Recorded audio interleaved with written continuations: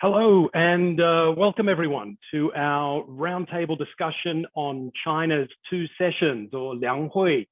That is the annual meetings of the National People's Congress and the Chinese People's Political Consultative Conference.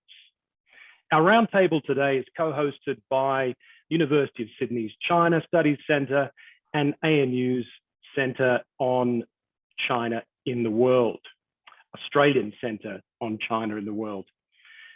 I begin today now, just before I begin, I'm seeing through the chat that people are having trouble hearing. Has that been resolved? Is the sound, Colin, is that coming through? Okay, very good. Please send a message if you're having any technical troubles participating in this session. I'd like to begin by acknowledging the traditional custodians of the land on which we meet today and pay my respects to their elders, past and present. And I extend that respect to Aboriginal and Torres Strait Islander peoples who are joining us today. I'm very pleased to introduce my colleagues, David Goodman, Minglu Chen, and Ben Herscovitch as our panelists today. David Goodman is Director of the China Studies Centre at the University of Sydney, where he is also Professor of Chinese Politics. He researches local social and political change in China. Professor Goodman is a Fellow of the Academy of Social Sciences in Australia and an Emeritus Professor at both Xi'an Jiaotong, Liverpool University in Suzhou, and the University of Technology, Sydney. Minglu Chen is a Senior Lecturer in the Department of Government and International Relations at the University of Sydney and a member of the China Studies Centre. Her research concentrates on social and political changes in China, especially the interaction between entrepreneurs and the state and women's political participation. Ben Hirschkovic is a Research Fellow at the ANU School of Regulation and Global Governance and the National Security College, where he focuses on China's economic statecraft and Australia-China relations. Prior to joining ANU, Ben was Analyst and Policy Officer in the Department of Defence, specialising in China's external policy and Australia's defence diplomacy. And I, your moderator today, am Director of the Australian Centre on China in the World at the ANU, and I'm the former head of the Policy and Governance Program at ANU's Crawford School of Public Policy. My own research focuses on political developments in China, and I'm currently working on a new book about the Communist Party of China. I'm going to invite each of our panelists today to speak for 5 to 6 minutes to reflect on the two sessions, specifically the government's work report, social and economic developments, and foreign policy developments. We're going to start with Minglu, who will be speaking to us about the government's work report. We'll ask each of the panelists to speak one after the other and allow plenty of time for Q&A. For those of you participating in the webinar today, please feel free to send your questions through in the chat box at any time. I will collate those questions and relay them verbally back to the panelists at the end of the speaking part of the session. Please, again, welcome everyone to ask as many questions and indeed any questions that come to mind, and to send them through at any time. And so without further ado, let me hand over to Minglu. Thank you, Ben. So I think I probably should provide a very brief introduction to this important document to those in the audience who are not very familiar with the Chinese government's annual report, which the premier reports to the National People's Congress in their annual meeting in always around March at the beginning of the year. So I think I have read through this very rich and lengthy document.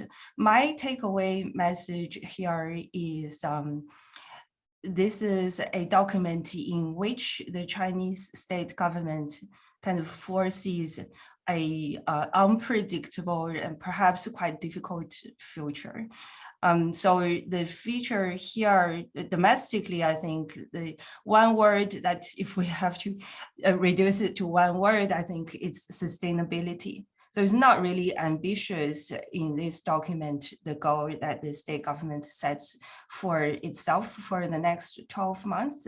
So a lot of measures has been mentioned in this document. The idea is to sustain economic development.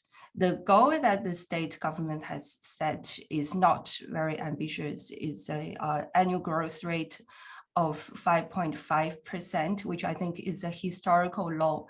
Last year, this same figure in the same kind of report was 6%. We can talk about this later. The state council also talks about creating about 11 million new urban jobs to keep the unemployment rate at 5.5%, which is the same as the goal of last year.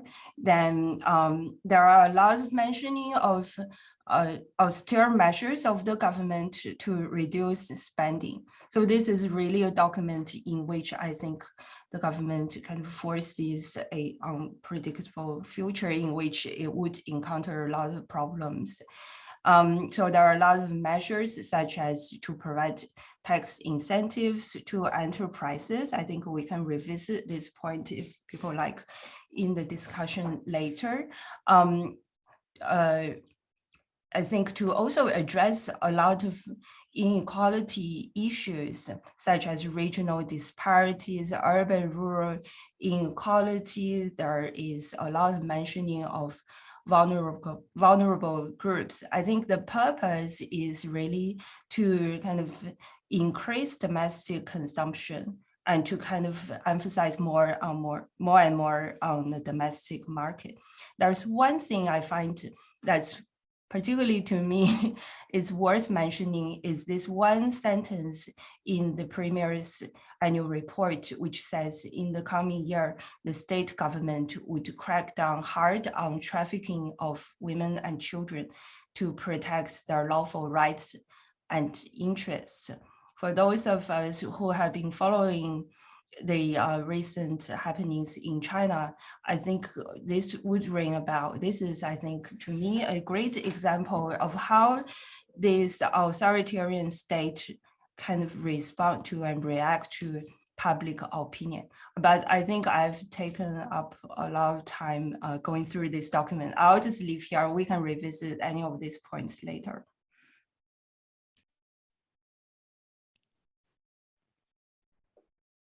Thanks very much, Minglu. I'm sure there are lots of questions that content of government report.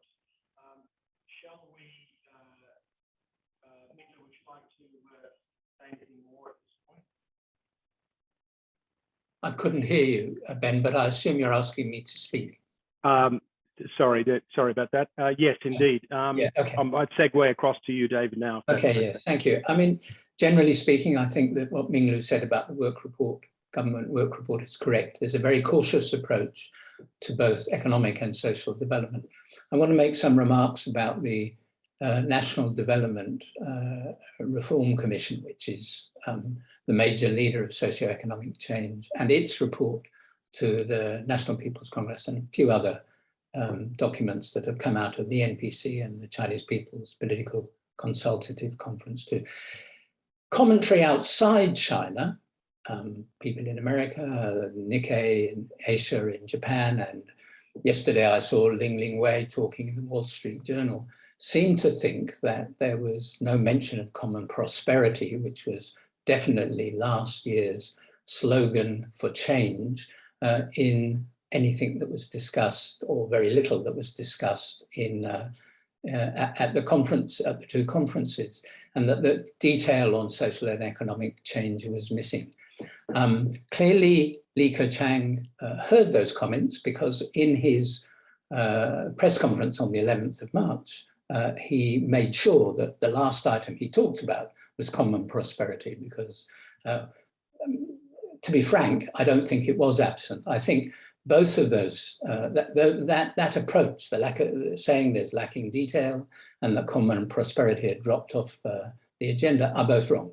And I think there are two perspectives that we can take which show that to be the case. The first is that those comments misunderstand the nature of the implementation of the 14th five-year plan, which started from last year.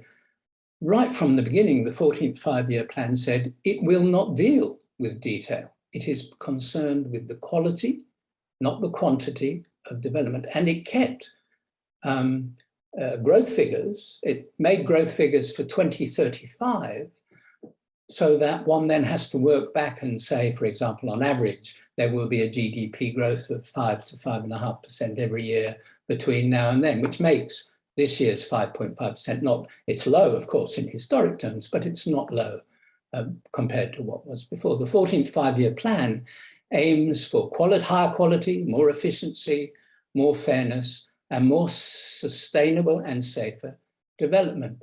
So all those elements of the 14th five-year plan were actually in the report of the National Development Reform Commission. And moreover, the 10 points of the report to this year to the National People's Congress come straight out of the 14th five-year plan. So I'm not sure that that perspective, if you take that perspective, I don't think you begin to think that the lack of detail is very severe. I think it's also a misunderstanding about the policy goal of common prosperity. Common prosperity is not a policy, it's a policy goal. The policies that come along have to be within it. It's not a precise policy instrument in the sense that we normally think of it. And the emphasis is, as I think everybody knows, to improve the quality of growth and development in a number of areas, in income equality, in education, provision, in health and social security, social services, the quality of urbanization, employment, and so on and so forth. And all of these things are in the report of the National Development Reform Commission to the NPC, sometimes in great detail. For example, on employment, there's a lot of discussion of the China Skills Training Initiative, which localities are moving or supposed to be moving towards setting up. Various quality projects were mentioned in the 14th five-year plan, and these too come up again on this occasion. And indeed, President Xi, in his remarks to the Chinese People's Political Consultative Conference on the 6th of March, said quite explicitly, as long as we consistently follow the road of socialism, and I'm quoting, I don't remember it off by hand, I'm quoting, as long as we follow the road of socialism with Chinese characteristics, we will be able to continue to realize the people's aspirations for a better life and continue to advance the common prosperity of all people. I don't think I need to say more about that. There are a number of key aspects of common prosperity which are still there, quite apart from the detail I just talked about.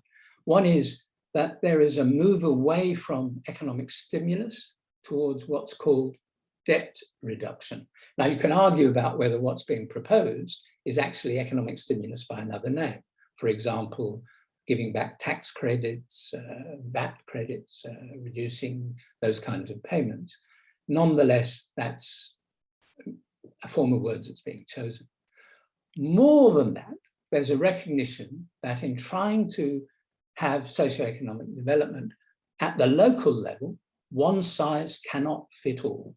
Time and time again, through the National Development Reform Commission's report, it says that policy implementation must be localized to a high degree. It's mandated. In the past, of course, local experimentation in the diffusion of national policies was permitted on occasions, but now it's being mandated. And local social governance is still de rigueur. There were a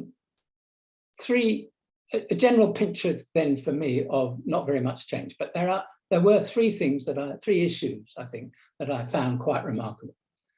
The first was the question of central government to local government transfers.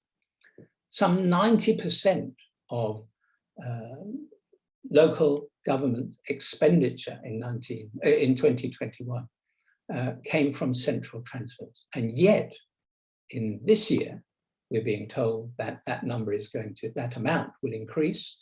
There will be an 18% increase in central government to local transfers.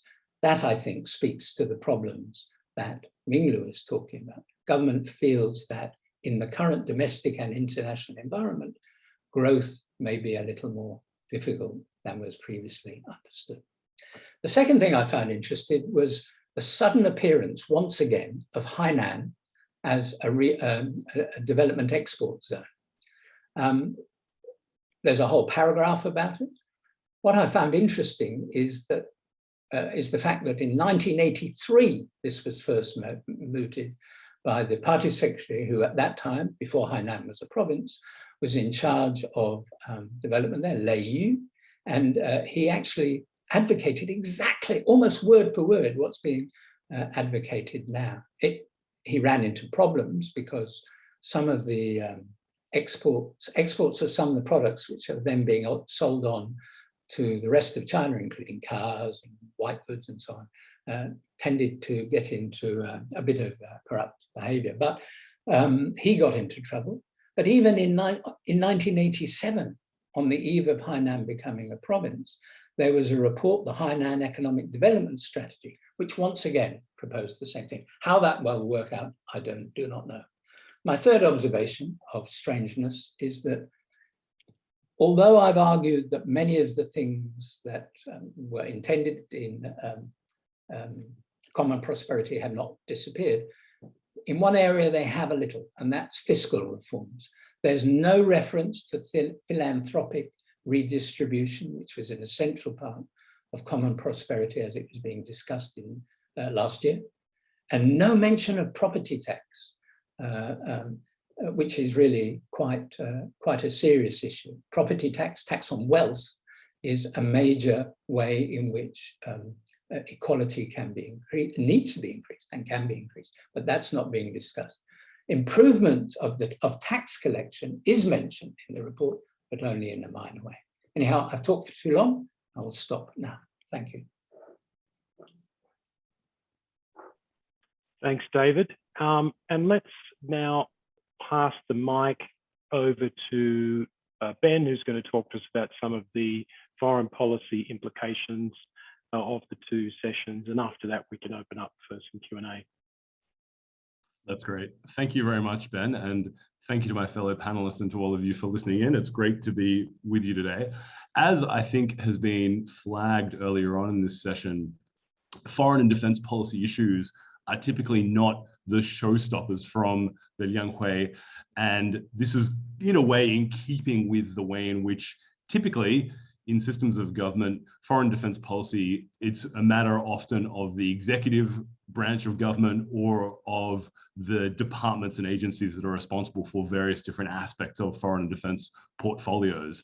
Having said that, it does feature in some of the decisions that are coming out and in some of the big pieces of legislation, and it's worthwhile thinking about through, I think, three key areas of focus, and that's what I want to talk about today. The first two are kind of watching briefs, if you like, issues where it was noteworthy and interesting, but it's more just a continuation on current trends. And then a third area of foreign and defense policy which came up, which is suggesting perhaps a new direction and something that may become much more prominent and much more significant in the years and decades ahead. In terms of the less radical, less dramatic things, one key detail that came out was in terms of the defense budget, which is up this year up to 7.1%. And this is the highest rate of growth since 2019. So that in and of itself is significant. And pairing that with details of a lower expectation vis-a-vis GDP growth suggests that we're now in this phase of China's defense spending as a percentage of GDP going up. For the longest time, it was on a very slow decline or kind of flatlining around the high 1%, so 1.7, 1.8%. And now it looks like there's a possibility of it trending upwards again.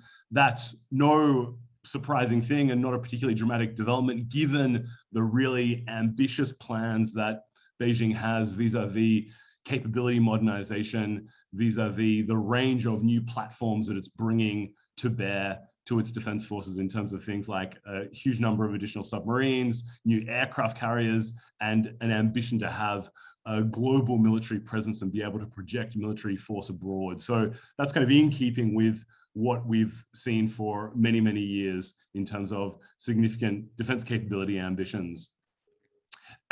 Related to that question of a broader scope of presence and operations for the PLA, one thing that I think is noteworthy in terms of the discussions around the two sessions is this issue of using legal mechanisms that China has at its disposal to better prosecute China's claims over disputed territory and maritime spaces, and also provide additional legal support and legal ballast for the presence of the PLA globally, and potentially also the presence of PLA sustainment facilities or even PLA bases in various different parts of the world.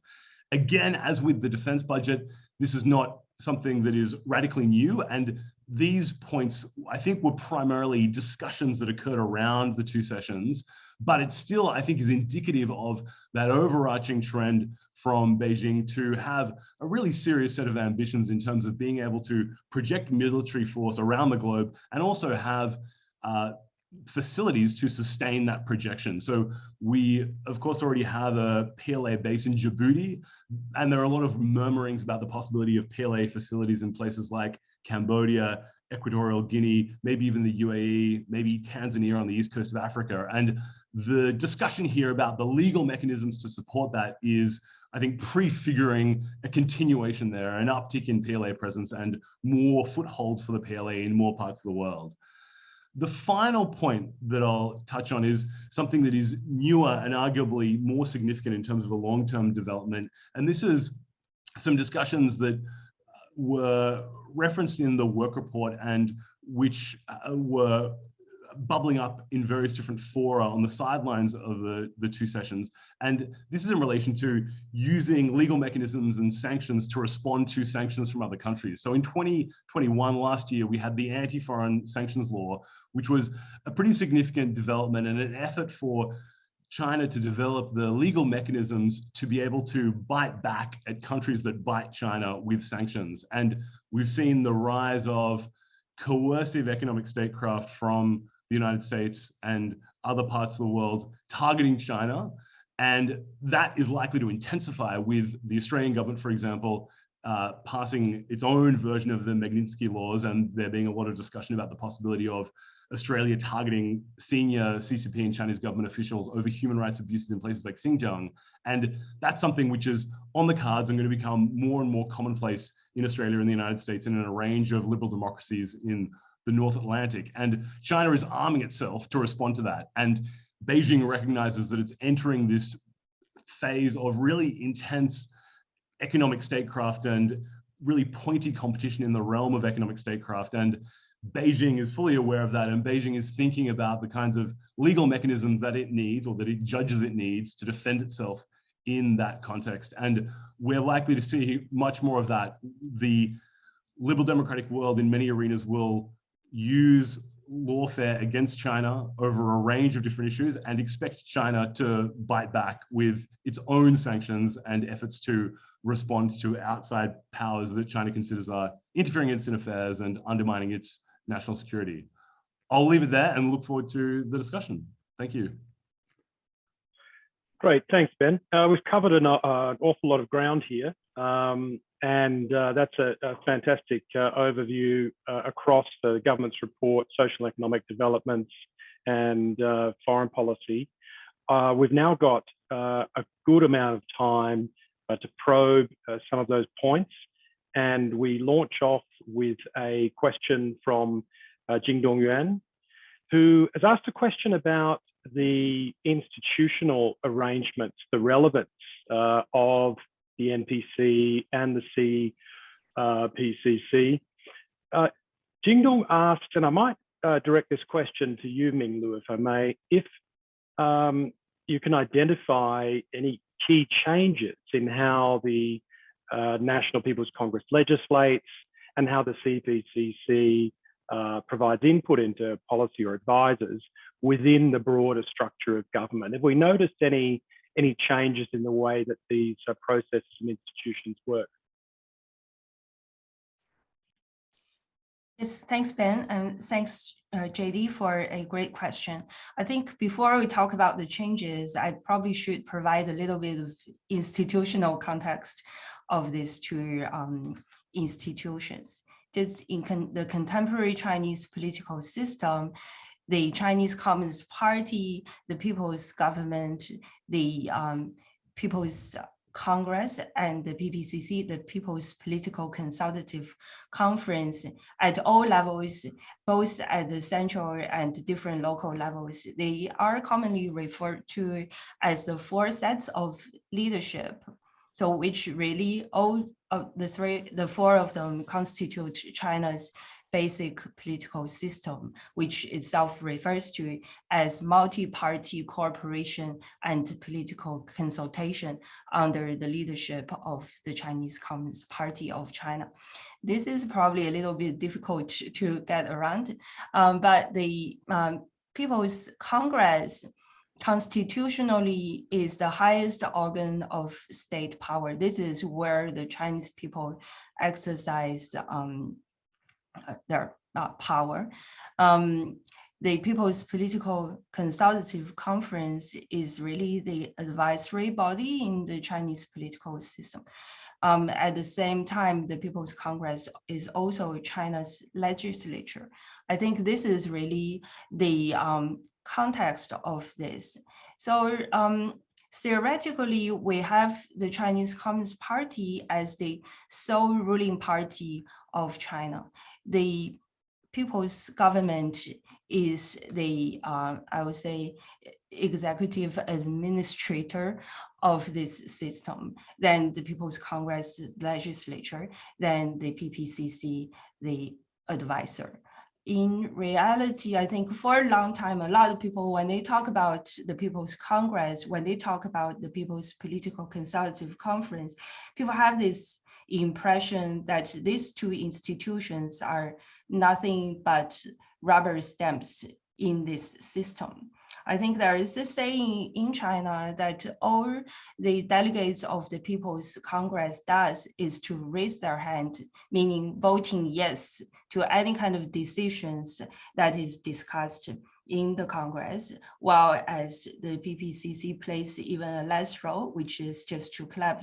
The members, all they need to do is to clap their hands to approve or congratulate these decisions being made. But I think I happen to do some research on these two institutions. I think the biggest change I see here is, I think both of them are probably less of a rubber stamp institutions in China's political system. I'm not saying that the Chinese Communist Party is relaxing its control over both institutions, because there is no space of autonomy carved out here. But what I'm saying is, I think both these institutions have created the space of interest expression. This is two institutions where we actually start to see how important policies are being deliberated, initiated and being deliberated at the state and as well, national as well as local levels. My own research focuses on private business owners in China. I think more and more on their policy influence. I really think these two institutions have become, at least for this elite, economic elite group, an important space where they actually voice their individual as well as collective interests and push for policy changes, new laws to be made, so on and so forth. I hope this answers JD's question. Thank you. Thanks, Minglu. And I've got a follow-up question too. The two sessions, as we all know, are often tightly scripted events, and deliberations and policy debate often takes place many months in the lead up. and very often behind closed doors. But in the past, we've often seen at the two sessions the occasional unscripted remark or challenge from the floor on an item of social or economic policy. Are we seeing less of that this year? Are our events more tightly scripted because we are in the year of the National Party Congress and a very important party congress? This is a good follow-up question, Ben. I tried to look up for the voting rate of the People's Congress. I want to see if everyone had agreed with Li Keqiang's Premier's government's report, but somehow this data is not available to me this year. But last year, I think there were people who actually voted no. There's always a very small number of people, but I think that's a good indication of how this system is not as a monolithic entity as probably a lot of people who are not familiar with it would think. And also at local levels, I think we start to see more and more, like sometimes there are local government's annual report or annual budget actually being completely rejected by the local People's Congress. I do see this is a good starting point where we actually probably start to see how kind of different opinions being debated. And this actually gives me a good opportunity to kind of redirect our discussion back to Li Keqiang's mentioning of cracking hard on trafficking of women and children. I think he was actually asked by the People's Congress delegates to actually elaborate more on this item. I think at the beginning, his first draft probably wasn't such a lengthy or not as long as what he has got now. So it's not just cracking hard on the crime of trafficking, but also to protect women and children's legal rights. And I think one of the People's Congress delegates actually openly questioned the Supreme Procuratorate, I always say mouthful to pronounce, its annual report, right? This delegate says there is no mentioning of how this case has been dealt with. If for people who don't know about this, this is a very sad case which kind of became viral in Chinese social media for months. It was a woman somewhere in a rural village in Fengxian in Jiangsu who was found to be chained by a log to the wall, and she gave birth to 8 children. So that was discussed a lot. This woman was trafficked to this rural village and forced to marry to this rural farmer. So I think this delegate questioned the work report of the Supreme Procuratorate, and if his comment actually forced the Supreme Procuratorate to make a formal response to say this is a crucial moment when the investigation is still going on. So we are not mentioning this in our annual report, but we are paying close attention to how this case is being investigated now. So I do see there is a possibility that these two institutions could be used as a channel for people to collectively or individually voice their concerns, let out their frustrations with the system. At the local level, a lot. At the national level as well, I think this could perhaps lead to further policy change.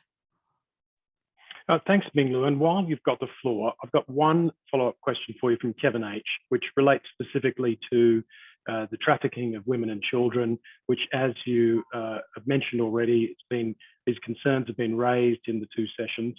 But is there any indication of measures that the state can take or will take to address this important issue that you've seen so far? I think the fact that Li Keqiang actually specifically mentioned it, and he used the word severe punishment.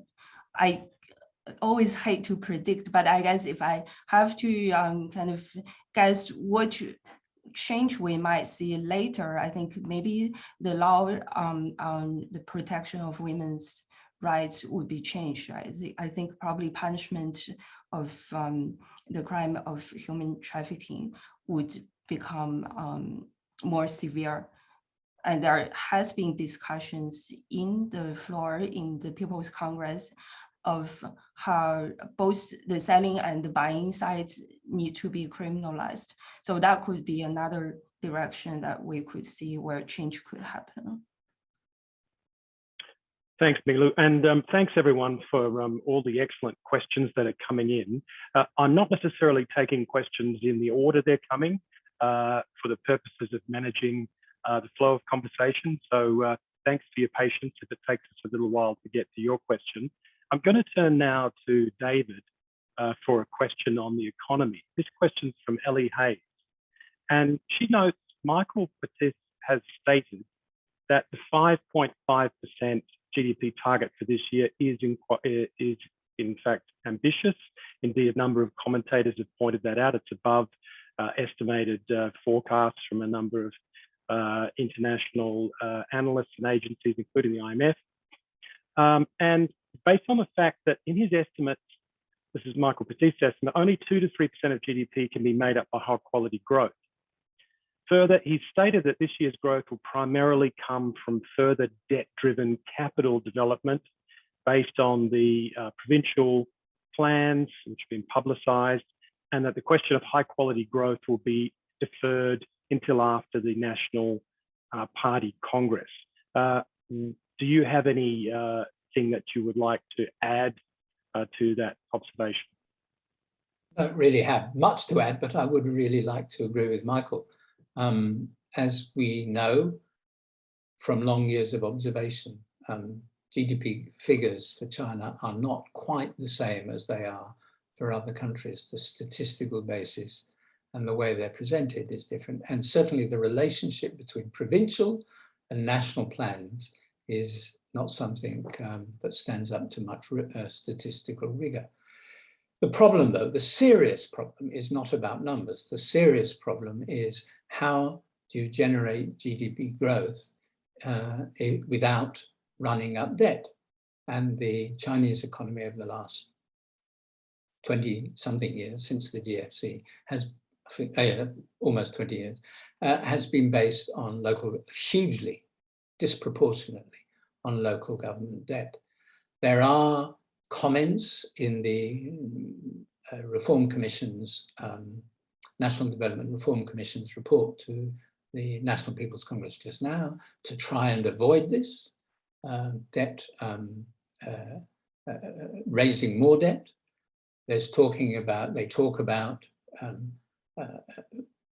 not allowing more debt and so on and so forth, but it's hard to see how it can happen. The welfare system, as you know, doesn't allow people not to save. And if money is going into savings, it's not going into investment. And if money is not going into investment, then debt has to result. So I don't, high quality growth, as Michael says, is most likely to be an item for next year, not for this, but that will depend on the international economic climate, which at the moment certainly does not favor China reaching a 5% growth target. Exports, price of fuel, price of raw materials even, are far too high, and production within China has clearly slowed in the last month or so for fairly obvious reasons. So who knows what's going to happen? I would think, though, that in the long term, it's not going to meet that figure. But it may not meet that figure, but it might meet that figure, if you follow me. Thanks, David. And while we're on the subject of the economy, you mentioned earlier common prosperity and your belief that it still remains an important policy goal. Of course, the idea of common prosperity is closely related to shifting economic models, the idea of dual circulation and emphasis on domestic circulation, which is mentioned in the government's report, to shift demand away from export-led manufacturing to consumer-led demand. Now, that, of course, is going to involve redistribution of wealth. And it's significant, I think you flagged already, and we have a question from Simon following up on the property tax that is a major policy change and conspicuously absent from the two sessions. So in light of and this is Simon's question, in light of the Chinese government's recent emphasis on stability, does this suggest the tax will be watered down? Would you expect the same to apply to other reform agendas, given that the 20th Party Congress is taking place in October this year? And I might add to Simon's question, if I can, do you think we're seeing, do you predict that there might be some short-term adjustments in a conservative direction this year because of the Congress, with reforms to come once the 20th Congress is behind us? Well, let me start with the last point, because as I think I said in my opening remarks, I see that already very clearly. One of the whole points about, well, let me go back even further. At the heart of common prosperity is a political model, which we haven't discussed just now, called local social governance, which allows localities to bring together state and market, civil society and all enterprises, all kinds of people at the local level to try and generate not just socioeconomic development, but resources for greater investment, and to get away from local governments, local authorities' dependence on central government. Now, that was really why I was surprised, so surprised, that there would be an increase in central government transfers to local government. That alone suggests to me that there is an economic challenge beyond the obvious, because one of the goals in having common prosperity based on local social governance is to reduce the amount of finance that comes from central government to the local. Now I forgot what the first question was. The first question was, property tax. Yeah, so property tax has been tried in the past and has not gone anywhere because of opposition from local governments and property companies and people with wealth, frankly. And there were experiments in Shanghai and in Jiangsu with property tax, and they've gone nowhere. They proved very unpopular, and the lobby against, in the kinds of ways that Minglu was talking about, the lobby through the committee system of the National People's Congress and the Chinese People's Political Consultative Conference, both at the national level and the provincial levels, has been quite severe. But at the same time, as we can talk about economic checks on common prosperity, I don't think we can talk about the checks on the political adaptation of authoritarianism, which is implicit in the model of local social governance. That is emphasized all the way through the National Development Reform Commission's report, over and over again.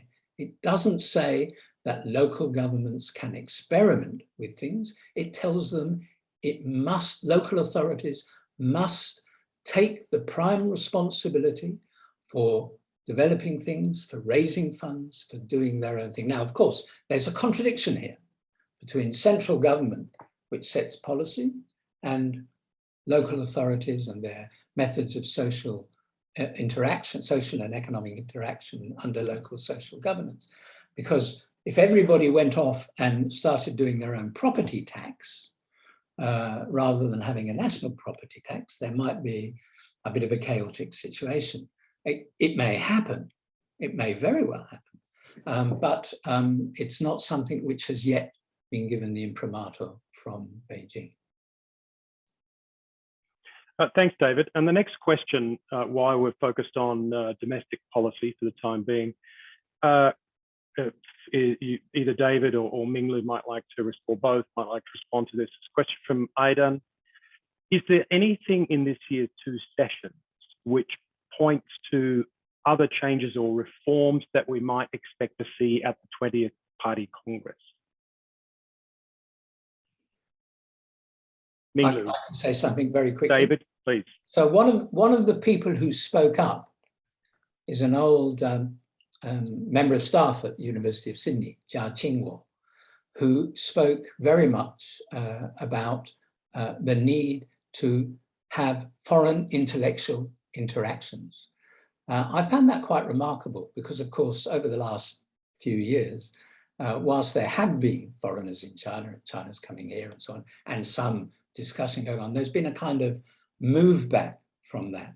I think what we're seeing there is a kind of change in the settings of the authoritarian regime, which is how I take local social governance too. But I'll let Minglu answer further.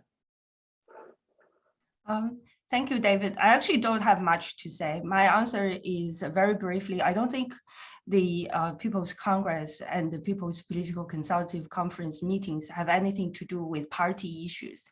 This is how this institutional setting of the Chinese political system is about, right? The party, I mean, the People's Congress is the highest state organ, is where the people exercise state power, but the state power does not expand to the side of the party, right? The Chinese Communist Party, the party issues are to be discussed later this year in the Party Congress. The People's Congress really just talk about state issues.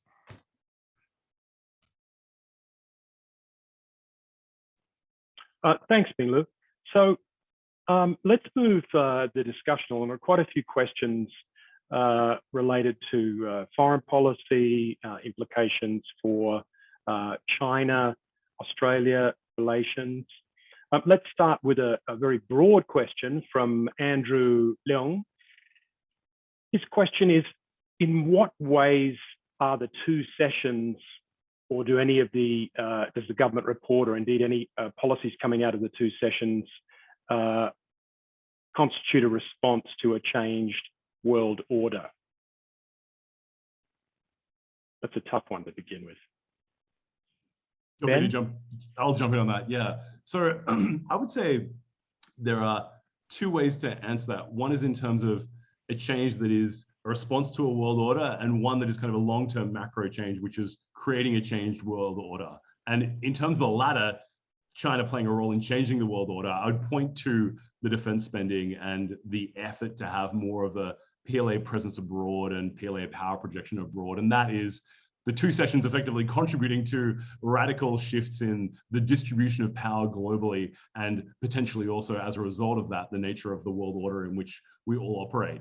In terms of responding to changes in the world order, it strikes me that that issue of using legal mechanisms to respond to economic coercion and what Beijing judges are other countries' efforts to interfere in China's internal affairs, that's really a response to very significant changes that have built up over the course of a number of years in the United States, but also in other jurisdictions. There's a big debate among foreign policy analysts as to whether China's coercive measures against Australia, for example, or the dramatically deteriorating US-China relationship are a function of China's plan and views that the Chinese leadership has long cultivated and now acting upon, or whether they are responding in a large part to changes that have been foisted upon them by the rest of the world, and in particular the United States. And I suspect that a fully accurate explanation of these developments is that it is in part both forces, but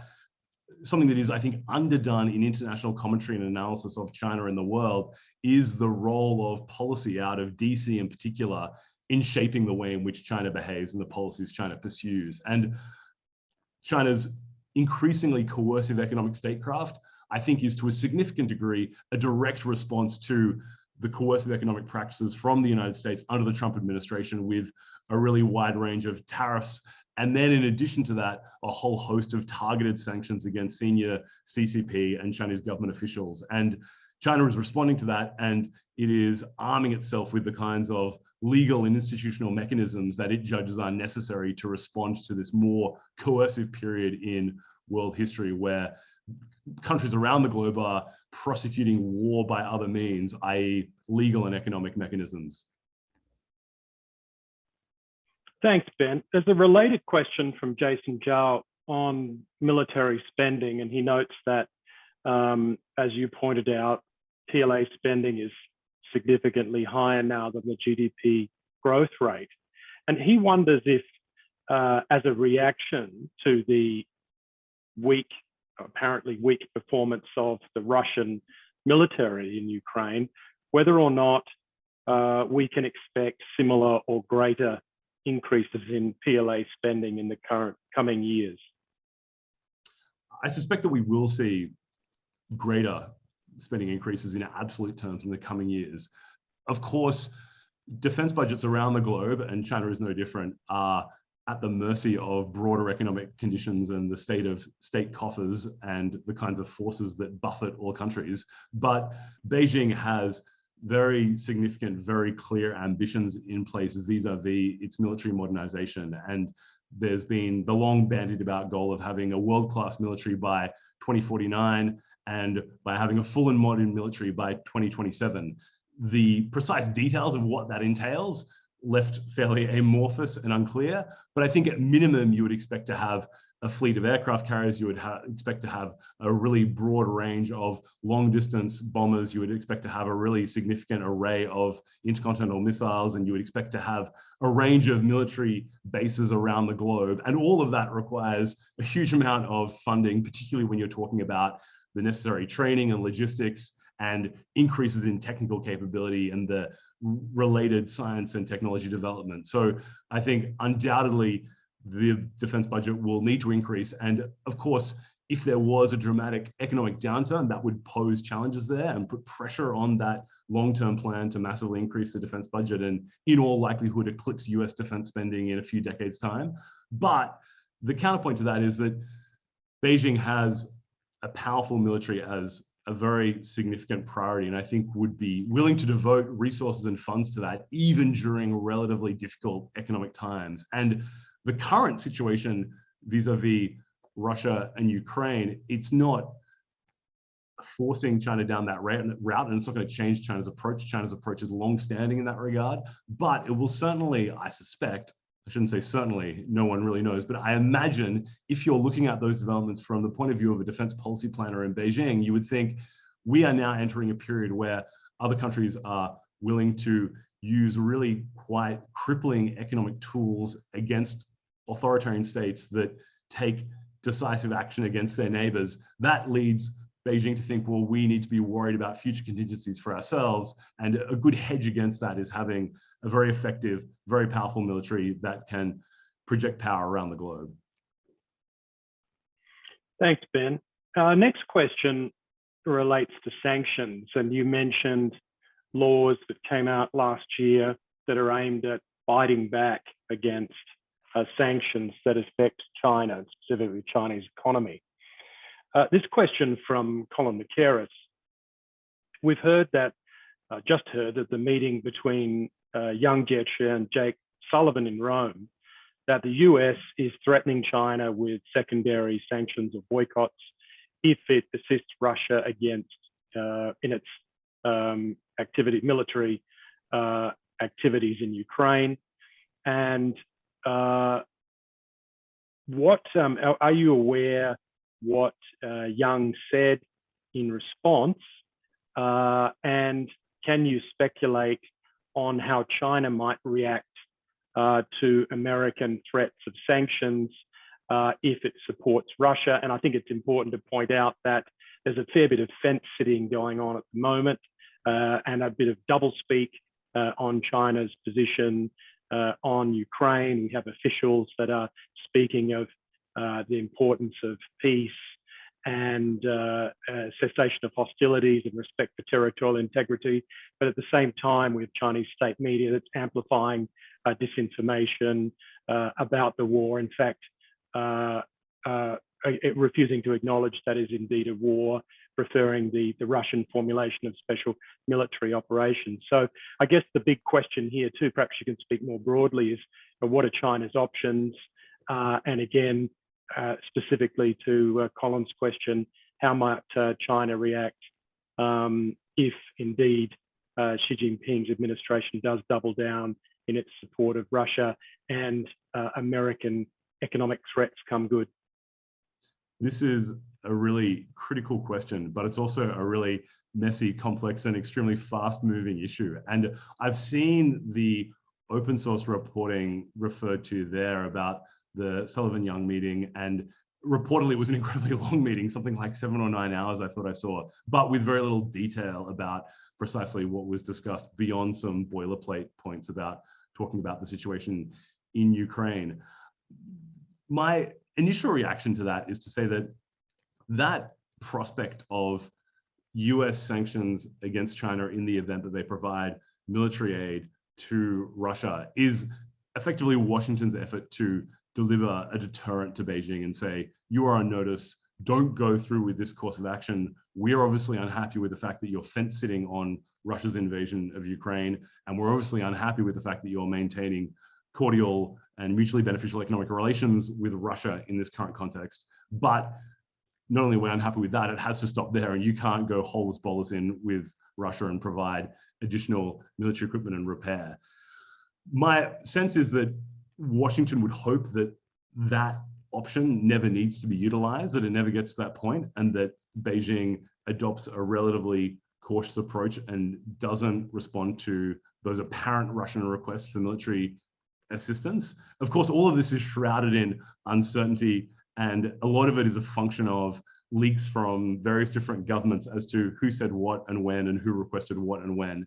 But I suspect that Washington has fairly good reason to be confident that Beijing won't go down that route of providing that assistance, and that China's own rationale and this kind of deterrent effect would be enough to convince Beijing to not follow through. And I saw reporting just a few hours ago, I think, of this issue of Russian aircraft which desperately need additional technical assistance, but also spare parts and repair, and China apparently not being willing to provide that to those Russian airliners, and that being indicative of, as you say, Beijing's intent to walk a very careful, messy path here and do some quite gymnastically adept fence sitting on the issue.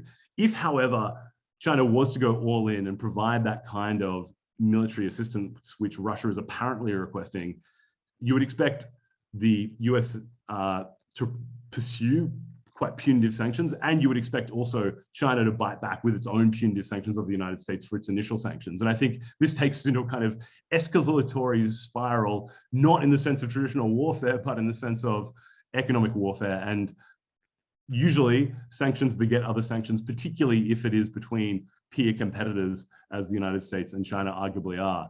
Medium to long term, in terms of the Ukraine situation and Russia's invasion, I suspect that even though there has been a huge amount of scrutiny and attention on China, it may become surprisingly easier for China to walk that route, because there are so many other significant global economies and significant global players, many of whom are US partners, who are unwilling to go down the sanctions route. And so Canberra and Washington and other capitals can criticize China for not being willing to apply economic pressure to Russia. But at the same time, India is not doing that. Indonesia is not doing that. I saw Indonesia just recently saying they don't want Ukraine to be part of the G20 agenda. And it suggests that even though Beijing is taking a lot of heat for its support of Russia in an economic sense, there are a whole host of other countries, many of which are liberal democracies, many of which are loosely aligned with the United States, which are similarly seeking to tread that really messy in-between path of criticizing Russia to a certain extent, or voicing some concerns and calling for peace,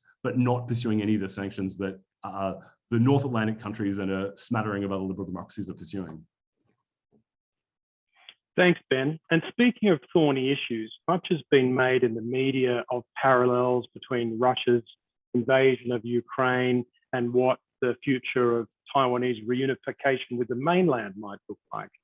One of the questions from our participants today from Wenyuan Fong is whether or not there's been, and I might direct this one at Minglu and then come back to you in a moment, Ben, whether or not there anything coming out of the two sessions indicates a shift or a change on Taiwan. Minglu, can you comment on that, or specifically in comparison with previous sessions? Yes, I will try my best because I'm not really an expert on this, but I think it's an interesting exercise to actually read this year's government report in relation to what the report was from last year. I have the 2021 government report in front of me. I see a lot of continuities. So there is the emphasis of the 1992 consensus. There is a severe warning against Taiwan independence activities. What I see missing here in this year, which was mentioned in Li Keqiang's report last year, was last year he mentioned we will endeavor to improve the existing systems and policies to really safeguard the well-being of Taiwanese compatriots and ensure they enjoy the same treatment on China's mainland, the same as local residents. I just see this sentence is missing in this year's government report. I'm not an expert, so I hesitate to really read in between the lines. I think on the one hand, we could say this is probably a kind of a cooling off, but on the other hand, it could be just trying to address the reality that during the pandemic, there is this communications cross strait has been reduced to almost zero. I think I better leave this to Ben to comment now. Sure, Ben, would you like to add anything to that? I guess just more broadly on the possible parallels between the situation in Ukraine and the situation in Taiwan, I'd be very much inclined to hose down any sense of there being connections there, or that one is a model for the other, in that Beijing has a very considered long-term view of its approach to Taiwan and the goals that it seeks to achieve in Taiwan. And it won't be moved, I don't think, by very rash, dramatic decisions by Moscow. And the long-term consensus on Taiwan has been that what we're likely to see from Beijing is a ratcheting up of various different gray zone activities aimed at intimidating Taipei and intimidating capitals around the globe that support Taiwan. Things like having PLA Air Force flights across the medium line or into Taiwan's air defense identification zone, or things like the ongoing campaign of trade restrictions against Taiwanese exporters, or things like political interference in Taiwan. And my sense is that despite all the dramatic events in Ukraine, Beijing will continue with those strategies because Beijing judges that those strategies are, broadly speaking, still successful, and there is not a compulsion to what Beijing sees as the Taiwan question to resolve that anytime soon. That can be, in a way, bookmarked. Will continue with the same strategies, incrementally seek to undermine Taiwan, incrementally seek to encourage countries to abandon their connections with Taiwan, and not take any of the kind of rash actions that Russia has taken in relation to Ukraine. Having said that, I guess one thing that would be of relevance for policymakers in Beijing when looking at Russia's invasion of Ukraine is seeing the level of resolve from the North Atlantic countries and a range of other liberal democracies, and the extent of financial pain that that can impose. And China is much more exposed to US and European finance than Russia is, and they would be fully aware that if they were to experience similar levels of sanctions, it would have much more devastating impact on their own economy.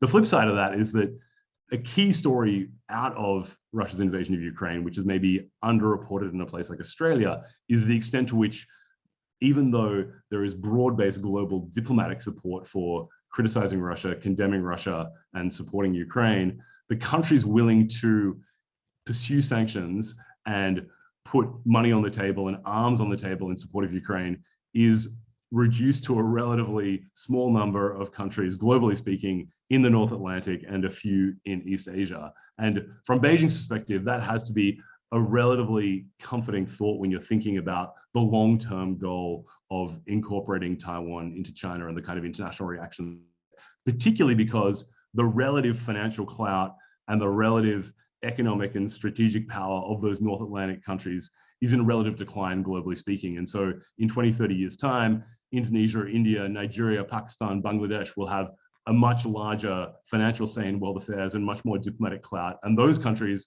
for the most part, have been really, really cautious on the Ukraine issue, haven't leveled any sanctions, and have been, in the case of India, for example, not willing to criticize Russia, and in fact, considering deepening their economic engagement with Russia because Russia is selling discounted commodities onto the global market and India needs cheap commodities like oil and grain. So from Beijing's perspective, that's a relatively encouraging outcome from the international reaction, but I wouldn't expect these developments in any way to hasten Beijing's plans vis-a-vis Taiwan.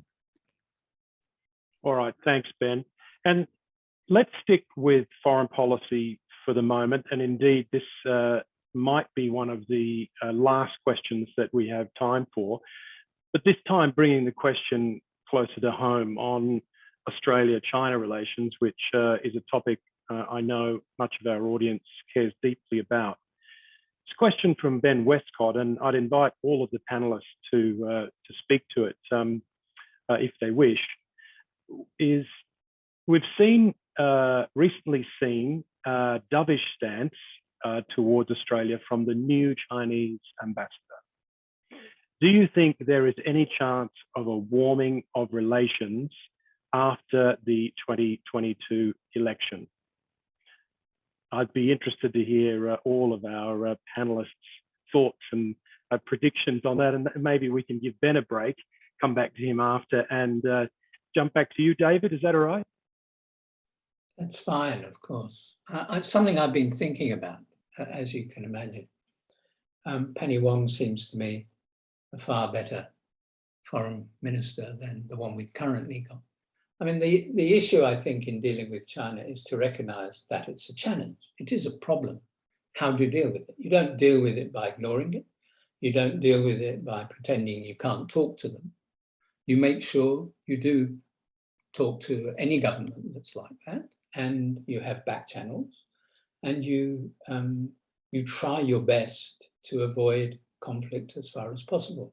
Whereas I'm afraid this current government has really gone out of its way to look for trouble. You get up in public with a megaphone and tell the Chinese government that they're wrong over COVID, for example, as ScoMo did a couple of years ago, without telling anybody first, anybody being China first. You're bound to have problems.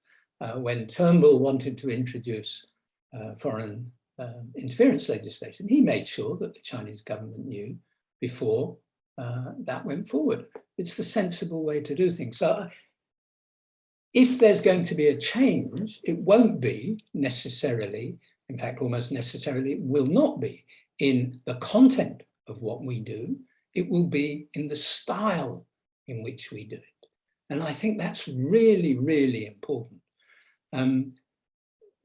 We call ourselves a multicultural society, but we don't seem to understand that cultures interact differently. And that goes for peoples in our country, and it goes for peoples when you're dealing with government to government. We need a change in style. Now, the new ambassador, quite rightly, the new ambassador of the PRC, quite rightly arriving, says, I welcome this opportunity. He basically says, I welcome this opportunity to reset things.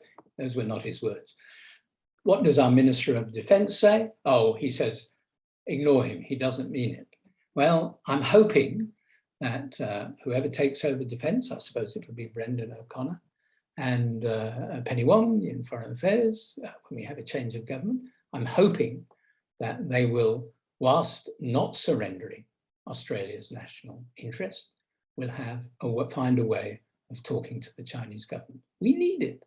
We really need it. I mean, everybody knows that we're heavily dependent on trade, economic ties with China, and that's only going to increase. It's really difficult to believe it's not.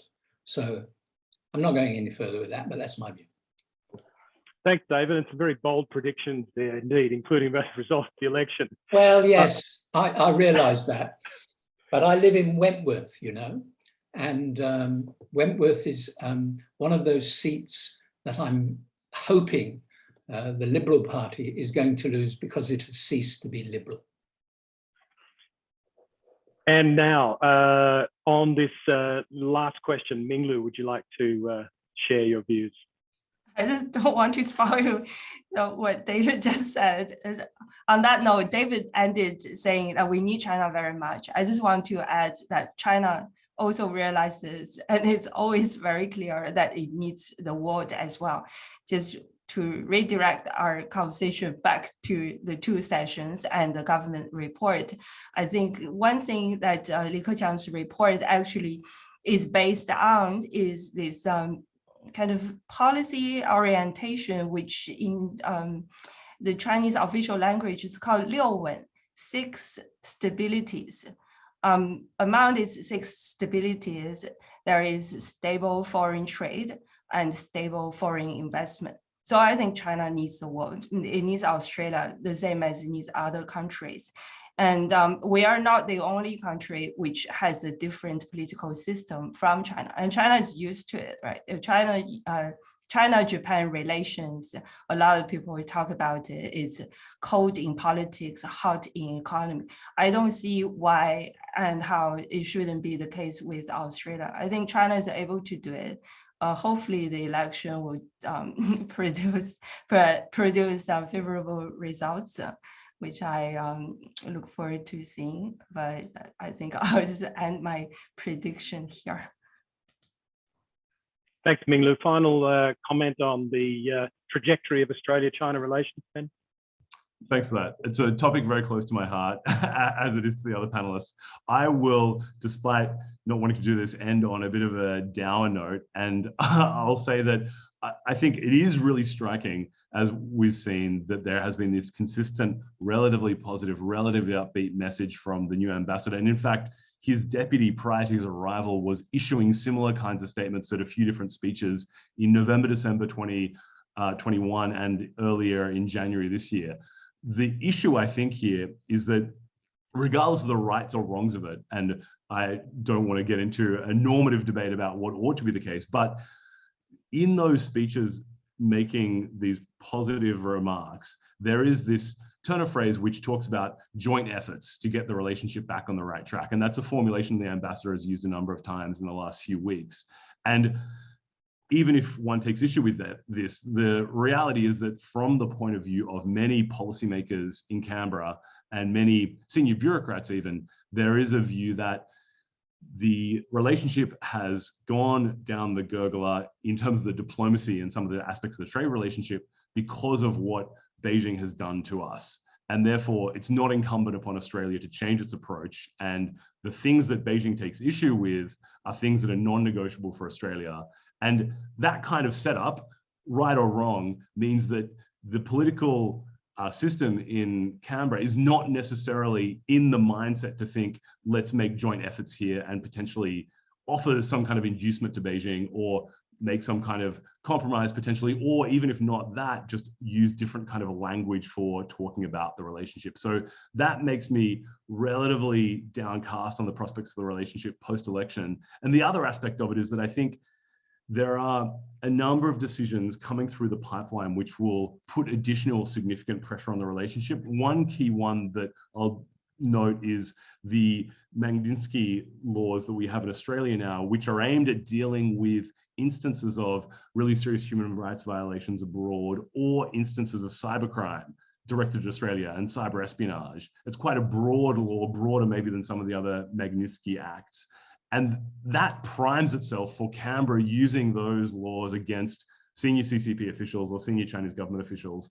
And if that was to happen, and note that those laws were supported on a bipartisan basis, if that was to happen, that I suspect would be another massive dip in the relationship. And then on top of that, we've got things like the Russian invasion of Ukraine and what seems to be an emerging pressure campaign, diplomatic and potentially also economic, from the United States and a range of US allies and partners to say to Beijing, you need to do much more to distance yourself from Russia and to put Russia under pressure. And Beijing will obviously chafe at that notion, and that will put additional pressure on the Australia-China relationship. So the diplomatic atmospherics are positive coming from the ambassador, and there's the possibility for some kind of reset, but I think there are a whole host of mitigating factors that point to an ongoing bumpy ride in bilateral relations. Thanks, Ben, and big thanks to all our panelists. Obviously, many challenges and headwinds for the bilateral relationship, particularly at higher levels. But on a more positive note, I'd like to express some optimism that at subnational levels, we can continue with positive engagements. I know that state and province relations are robust, trade and economic engagements remain healthy. And as an academic at the ANU, I'm certainly interested in pursuing educational ties.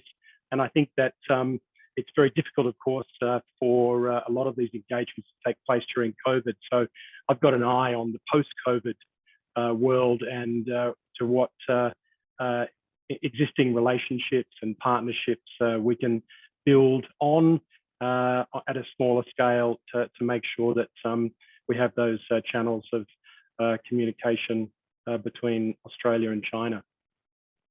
Thanks again to everyone. Thanks again to all of our participants for joining us today. It's been a pleasure debating the 2 sessions and the outcomes of the 2 sessions and the consequences for China's domestic policy, foreign policy, and of course, our bilateral relationship. So thanks again, and please join us. We look forward to you joining us for future roundtables like